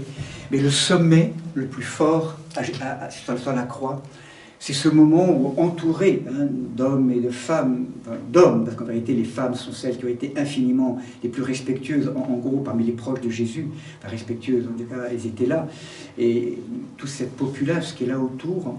Il y a ce moment bouleversant où Jésus lui-même, eh bien, un peu comme à Gethsémani, mais encore plus de manière forte sur la croix, nous rappelle qu'il y a peut-être encore plus fort ou plus douloureux que la mort, c'est la mort sans Dieu. Et il fallait que Dieu, en Jésus-Christ, rencontre ce moment où sur la croix, eh bien, il vive comme une éclipse momentanée, comme à Gethsémani, et peut-être encore plus fort encore, une éclipse momentanée de sa divinité, pour que là, il ne soit plus qu'un homme, un simple homme, Et il rejoint du coup toute l'humanité à ce moment-là. Ce moment du doute absolu, ce moment où il n'y a plus Dieu, où je ne sens plus Dieu, où tout en restant Dieu, il y a comme une éclipse momentanée de cette sensation du divin, ce qui a fait d'ailleurs l'objet d'une très belle contemplation d'un livre qui s'appelle de André Frossard, que je vous conseille de lire, sur l'évangile, c'est pas le cinquième, c'est pas exactement son titre, en tout cas sur l'ultime méditation, ce moment où effectivement Jésus, en disant « Pourquoi m'as-tu abandonné ?», n'est plus qu'un pauvre homme sur une croix. Et c'est dans cet abandon de cette sensation de la divinité, eh bien qu'il vient nous rejoindre et qu'on pourrait dire qu'il va venir reprendre de fond en comble le chemin. Désormais, il est venu rejoindre et assumer toutes les impasses que peut rencontrer l'humanité à ce moment-là. C'est vraiment important à entendre dans ces moments où on est perdu, ces moments où on a l'impression d'être abandonné au cœur même de nos expériences, d'entendre à quel point cette absence, cet abandon, Jésus lui-même l'a vécu. On peut s'y associer. L'homme qui passe est passé par là. Il est passé par là. Si nous sommes conscients du lien, du cordon ombilical qui nous relie à lui, alors là où nous ne comprenons plus rien, nous ne savons plus rien, nous nous sentons abandonnés, Jésus, tu es passé par là. Vous savez, en psychologie, on touche parfois à ce qu'on appelle des lieux très profonds, très douloureux, qu'on appelle les lieux de détresse originaire. Ces lieux où nous touchons parfois, en tant que souffrance humaine, des lieux d'abandon et de néant, on pourrait dire, de néant. Jésus a goûté à cela, aussi pour nous. Quand nous tombons dans ces lieux-là, il vient nous rejoindre pour nous dire « Je suis passé par là. Rejoins-moi là. Retrouve le cordon ombilical de ma présence et si tu ne comprends rien, ne lâche pas ma main. Je vais te conduire maintenant pour te sortir de l'enfer du néant. Là où tu ne peux pas, je vais te conduire, laisse-toi faire. Je suis passeur, je suis Pascal, et je peux te faire passer, si tu consens à me donner ta main. » Ce moment, donc, vous le savez, là aussi, nous le dirons demain sur le chemin de croix. Et là, le patriarche Bartholomé a une expression absolument bouleversante lorsqu'il décrit ce moment-là, lorsqu'il dit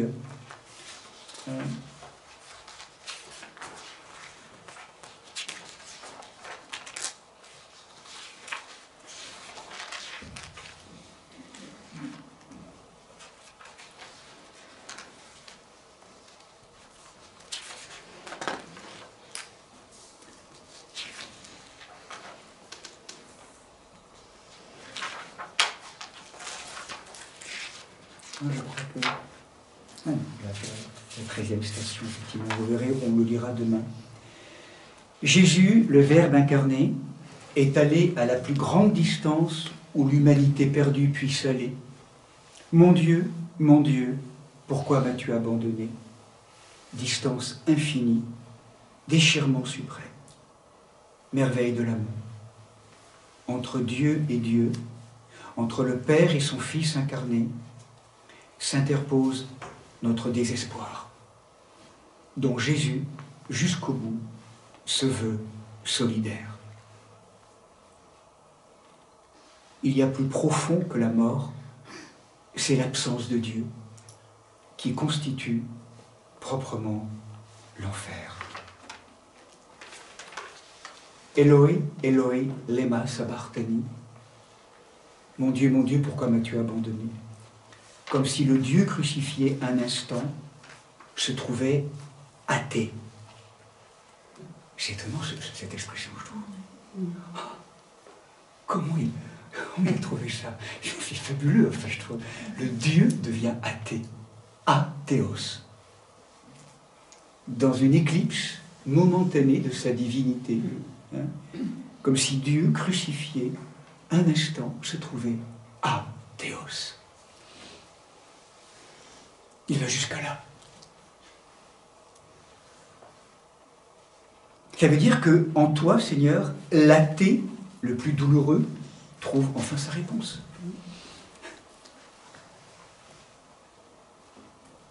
Même l'athée le plus douloureux trouve sa réponse. Tu es devenu, tu as vécu cette expérience d'être athée pendant quelques instants, ou quelques minutes sur la croix.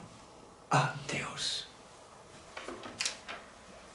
Comme si finalement, dans toute expérience de la matière, si vous voulez, prise au piège, on a des moments de trouée, la présence de lumière est là, le Seigneur est au milieu parfois de notre inconscience, mais là, on visite les dieux les plus profonds de la matière. L'histoire, c'est que Dieu vient déposer son expérience de lumière dans les épaisseurs les plus opaques de la matière. Là où il n'y a pas Dieu, il n'y a pas d'existence, c'est athée, c'est athéos, c'est matière pure, néante, comme on pourrait dire, tournée sur elle-même. Il n'y a pas de Dieu. C'est ça qui vient visiter pour nous. Et qu'on peut parfois, on peut parfois visiter, pour être honnête, ces lieux de... Non, c'est pas possible, c'est pas là, ça n'existe pas, il n'y a pas de Dieu là. Ce lieu-là a été visité, il a été évangélisé. Et là, donc, là on rejoint effectivement l'intuition d'André Frossard. Alors tout s'inverse. En Jésus, la volonté humaine comme à Gethsémani adhère. Tout est accompli. Et entre tes mains, Père, je remets mon souffle. Pourquoi m'as-tu abandonné? Mais je ne lâche pas, je sais que tu es là. Je ne sens plus rien, Père, mais je sais que tu es là. Je ne sens plus rien, et c'est à toi que je donne mon souffle, même si je ne sens plus rien. Tout est accompli. C'était jusque-là où il fallait que j'aille, nous dira le Christ. J'ai donné ma vie, j'ai donné tout, même ma divinité. Même cette perspective que je pourrais être Dieu, même ça, je l'ai abandonné. Je n'ai plus rien. Je vous donne ma vie, je vous ai donné même cette sensation de ma divinité. Je vous ai rejoint là, il n'y a plus rien. Et je vous rends le souffle. Il n'a plus rien à donner. Tout a été donné. Tout a été donné. Et ça, c'est le secret, je crois, des grands passages, vous savez, c'est...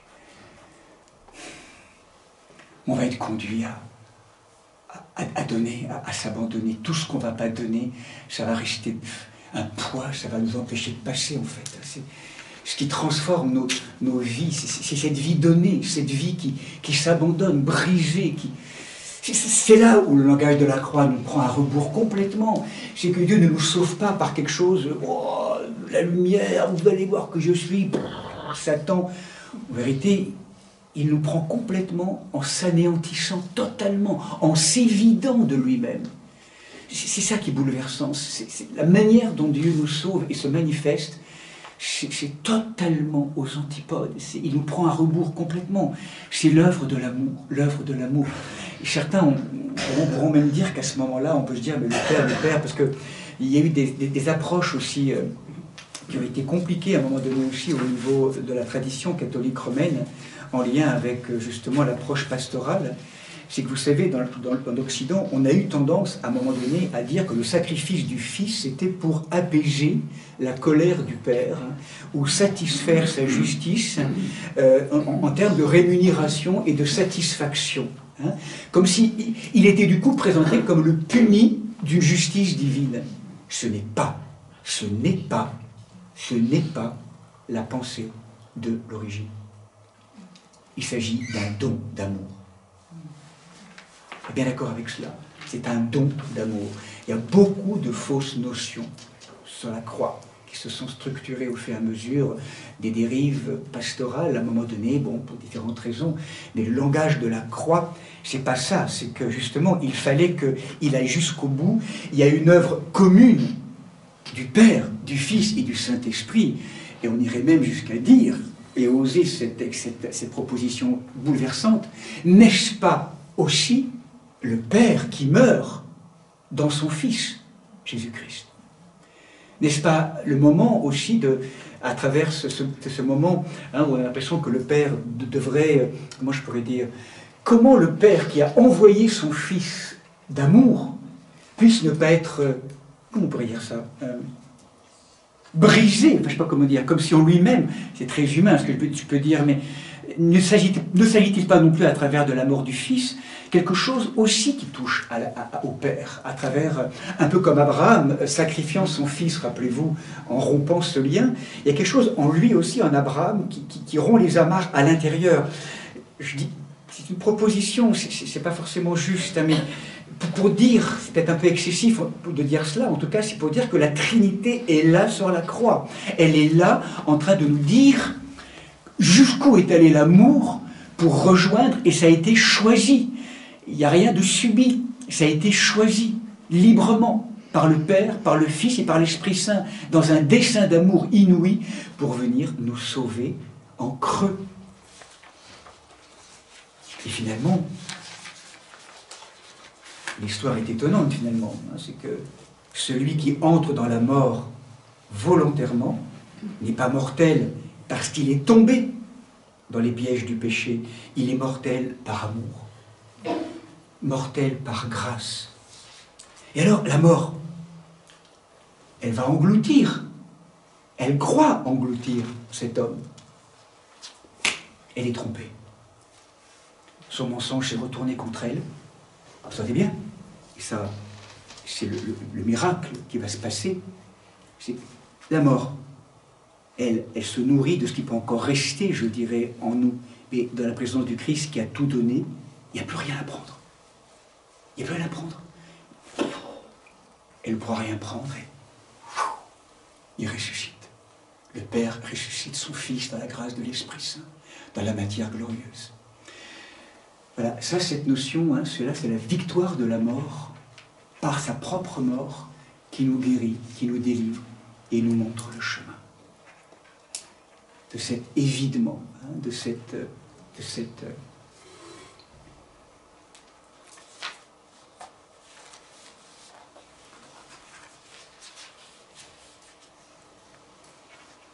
Et il y a une parole qui me paraît aussi intéressante pour aussi voir à quel point c'est très concret tout cela.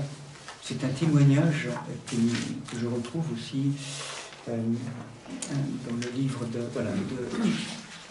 paroles assez connues aussi pour voir jusqu'où ça a été, de Bernard Sesboué. Vous savez, ça fait partie de l'expérience du silence de Dieu. Mon Dieu, pourquoi m'as-tu abandonné? Pourquoi Dieu ne répond pas? Où est Dieu le vendredi saint sur le Golgotha? Le Fils abandonné, apparemment. Et là, il y a un témoignage bouleversant d'un homme juif qui s'appelle Elie Wiesel, qui, survivant d'Auschwitz, qui raconte dans son livre « Nuit » un incident monstrueux qui ne peut que poser la question. Les SS pendent deux juifs, deux hommes juifs et un adolescent qui avait volé du pain, je crois, devant les hommes du coup rassemblés, les hommes du camp. Les hommes moururent très vite et l'agonie de l'adolescent dura une demi-heure. On peut imaginer la scène terrible. Et là, demanda quelqu'un derrière moi, « Mais où est Dieu? Où est-il » Et comme l'adolescent se débattait encore au bout de la corde, j'entendis encore l'homme de nouveau dire « Mais où il est maintenant, Dieu ?» Et j'entendis une voix répondre en moi « Où est-il » ? Mais il est ici. Il est pendu au gibet. Il est pendu au gibet. C'est Dieu qui est crucifié, en fait. Même dans cette absence, Dieu est crucifié, c'est lui qui est là. Toute autre réponse serait un blasphème, dit un théologien protestant, Moltmann. Parler ici d'un Dieu incapable de souffrir ferait de Dieu un démon. Parler ici d'un Dieu absolu ferait de Dieu le néant destructeur. Parler ici d'un Dieu indifférent condamnerait l'homme à l'indifférence. Dieu est là. Il est crucifié en même temps que nous. Voilà, donc tout ça, il a...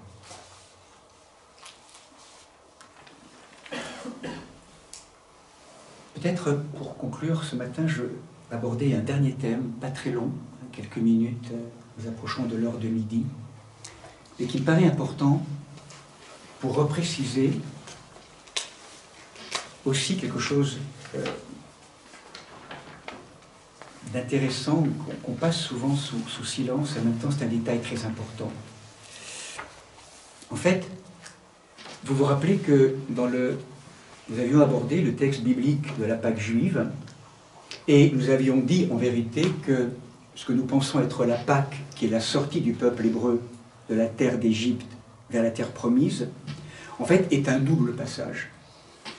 Hein, hier on l'a nommé, en fait, c'est d'abord le passage de Dieu, Yod et Vav Elohim, qui passe au-dessus des maisons qui épargnent les enfants des Hébreux, qui passe au-dessus pour protéger, et qui permet après que le peuple hébreu passe la mer Rouge. Le mot Pessar, vous le vérifierez, Passoa en hébreu, c'est ce passage au-dessus de Dieu. Le passage qui traverse la mer Rouge, c'est le mot Héber. C'est-à-dire qu'en fait, on est en train d'entendre que la Pâque, c'est un double passage. Dieu qui passe et qui fait passer. D'accord ? Eh bien, c'est la même chose au niveau du christianisme dans cette Pâque juive, dans cette Pâque du Seigneur. Dieu est passé au-dessus et il nous fait passer. Alors vous me direz, oui d'accord, il le fait passer, bien sûr. Mais il y a un signe, il y a un moment très étonnant, j'ai passé volontairement en silence pour maintenant y revenir. Quelle est la conséquence de l'offrande de Dieu consentant à passer par tout cela et en le choisissant? C'est la libération de Barabbas. Vous vous rappelez de cela, dans ce procès de Pilate.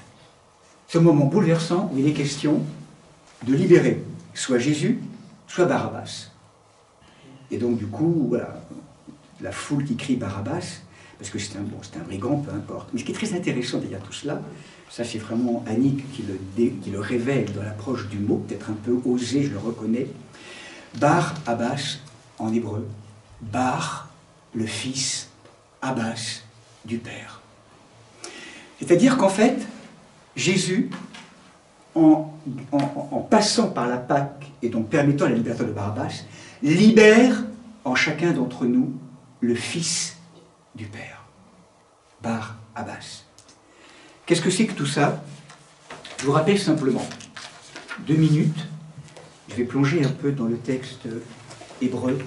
Je m'en excuse, mais je crois que c'est intéressant aussi pour qu'on comprenne jusqu'où ça va, en fait, cette histoire. Je vais plonger un peu dans l'hébreu quelques instants en vous donnant 4 ou 5, et on finira par là ce matin. Vous vous rappelez le premier grand mot de la Bible, Bereshit. Enarché, ce mot magnifique, premier mot biblique, qui signifie ce mystère du commencement, non pas historique, mais dans nos profondeurs les plus intimes. Vous vous rappelez, cette première lettre là est Beit, c'est la maison, c'est la deuxième lettre de l'alphabet hébreu. Beit, la maison, c'est chacun d'entre nous. Beit, je l'ai volontairement retourné pour en faire une forme d'hacienda. Ici, Beit. Beit, lorsque je la développe, c'est ce mot hébreu qui est là. Si j'en prends les 2 premiers mots, j'ai le mot de fille qui apparaît. Donc fille forcément du père, et le petit yod qui est là au milieu est ici. Ma démonstration simplement, c'est de nous rappeler que finalement, à travers ce mot Bereshit, eh bien, on a l'histoire d'une création qui est fille, en tout cas qui est un contenant, en lien avec un créateur qui s'est déposé de manière inaccomplie en chacun d'entre nous, sous forme du petit yod. Là est la semence, capable d'éternité. Là est la dimension du fils, on pourrait dire bar, intérieur, dans la maison. Bar, on va le voir maintenant, c'est Bereshit, alliance de feu qui se joue dans ce mot. Mais ce qui est intéressant, c'est que ce mot Bereshit, effectivement, on peut également le comprendre comme ce mot bar hachit, lorsqu'on change le jeu des mots hébraïques, un fils, je pose, je fonde, je nomme. C'est-à-dire que chacun d'entre nous, d'un point de vue anthropologique, c'est important à entendre, nous sommes ce qu'on appelle bibliquement les fils ou les filles de la femme, symboliquement, nous sommes des enfants d'une lignée terrestre, avec une généalogie humaine, classique.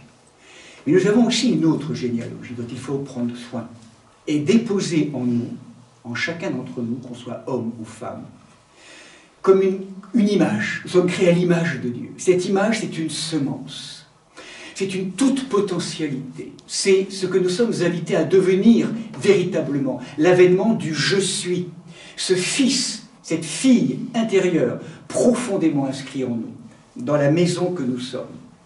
Et c'est étonnant à dire, mais je vous le dis quand même, parce que c'est partie des mystères du christianisme aussi, nous sommes les mères de ce fils, ou de cet enfant, du « je suis », dont seul Dieu est le Père.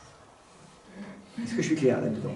C'est-à-dire que nous avons une double, nous avons donc cette généalogie humaine, qui nous correspond tous, avec les corps de mémoire, avec tout ce qu'il peut nous partager. C'est tellement compliqué, cette histoire difficile. Voilà, donc il peut nous habiter. Mais n'oublions jamais que d'un point de vue anthropologique, ça c'est quelque chose de très fort qu'il nous faut rappeler avec force, c'est que nous sommes tous, chacun, chacune, soit avec des enfants extérieurs ou pas, nous sommes, on pourrait dire, enceintes, nous sommes porteurs d'une essence, d'une image déposée dans les profondeurs de notre terre intérieure, en Marie, cette terre profonde. C'est ce « je suis » que nous sommes invités à devenir. Cette personne unique et particulière que nous sommes invités à devenir. Eh bien, nous en sommes les mères, et le Père est Dieu. À tel point que dans les évangiles, rappelez-vous ce moment où Jésus est interpellé par quelqu'un qui dit « Ta mère et tes frères sont à l'extérieur, ils arrivent. » Et lui, il va dire, de manière assez étonnante, « Mais qui sont mes frères? Qui est ma mère ?» Et il regarde tout le monde, parce qu'il est dans une chambre fermée, une pièce, sa mère, Marie, arrivent de l'autre côté. Et là, il dit « Vous êtes ma mère si vous écoutez ma parole et que vous faites, vous actez selon ma parole. Vous êtes ma mère si vous me mettez au monde, si vous vous mettez au monde en moi, ou si vous me mettez au monde en vous. Si vous devenez, si vous révélez, si vous réalisez ce que vous êtes, ce je suis en devenir. Eh bien ça, c'est la dimension bar du Fils, du Père, Abba, Abbas. Et il se trouve que dans notre vie humaine aujourd'hui, donc c'est ce qui est fondé en nous, cette dimension posée en chacun d'entre nous. On pourrait dire ainsi finalement, si nous reprenons ce Bereshit, qu'on pourrait dire dans le principe est bar, le fils, fils ou fille, c'est au-delà de la dimension sexuée, je m'en excuse, et c'est pour dire que, eh bien, ce fils qui est en fait dans les profondeurs intimes de notre être, vous sentez bien, on en a perdu souvent la conscience, il est entouré, enrobé, il est à délivrer, et le fait qu'on libère symboliquement dans le texte de la Passion à l'heure de midi à Jérusalem, Bar Abbas, c'est que la passion et la traversée du Christ qui passe au-dessus, en vérité, déjà est à l'origine de la libération des fils intérieurs que nous sommes. Bar Abbas. Dieu passe et il fait passer désormais maintenant tous ceux et celles qui répondent à cet enjeu. Voilà, bon, peut-être un petit peu difficile pour certains cette notion parce qu'on plonge vraiment dans quelque chose du lien à l'hébreu. Le français passe complètement à côté de toutes ces nuances, on est bien d'accord. Donc là, je me nourris aussi, mais c'est peut-être bien aussi parfois d'entrer un peu plus dans ces mystères. C'est pour dire que, vérité, le Christ passant nous ouvre désormais le chemin pour maintenant devenir, si vraiment nous consentons à passer avec lui, dans tout ce que nous vivons aujourd'hui maintenant, dans nos histoires très concrètes au quotidien, eh bien, la possibilité de passer et eh bien, de vivre ce chemin de libération du Fils. Fille intérieure, encore une fois, le Fils, c'est au-delà de la dimension sexuée, vous comprenez bien. Donc c'est tout ça dont il s'agit. Nous se mettre dans un double passage. Dieu est passé et passe, et il fait passer désormais.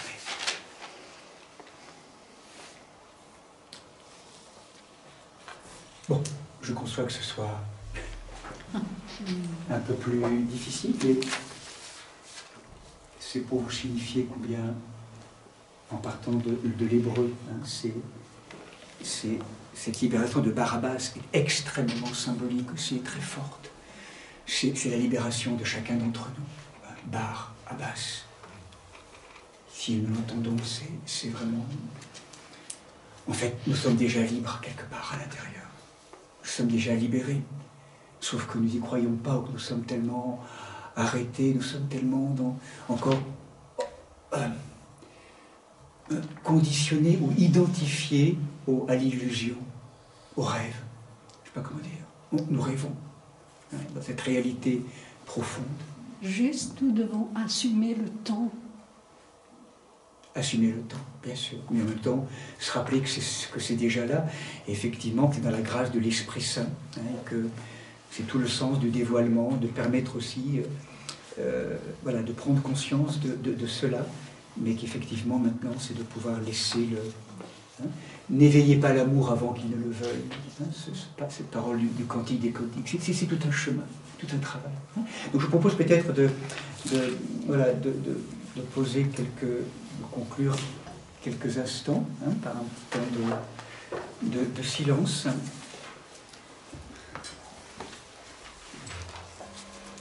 Puis nous aurons peut-être deux questions après, simplement le silence, pour ceux et celles qui le souhaitent, ou simplement d'écouter.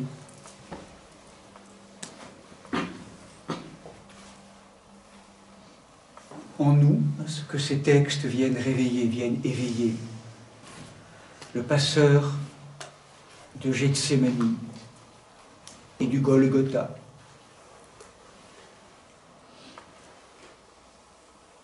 L'homme qui passe. Que rien n'arrête.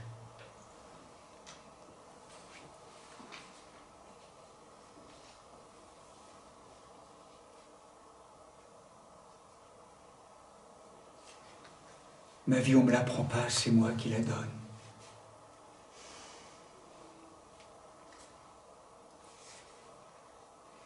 Passer du refus, de la résignation, au consentement, à l'acceptation, tout un chemin pour nos Pâques, nos chemins de Pâques.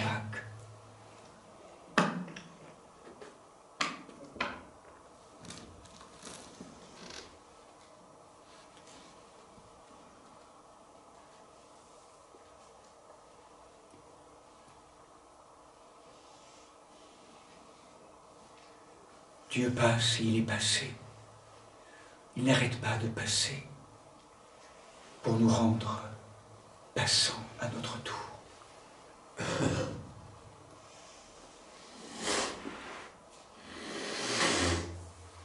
Dans le va-et-vient du souffle qui nous respire.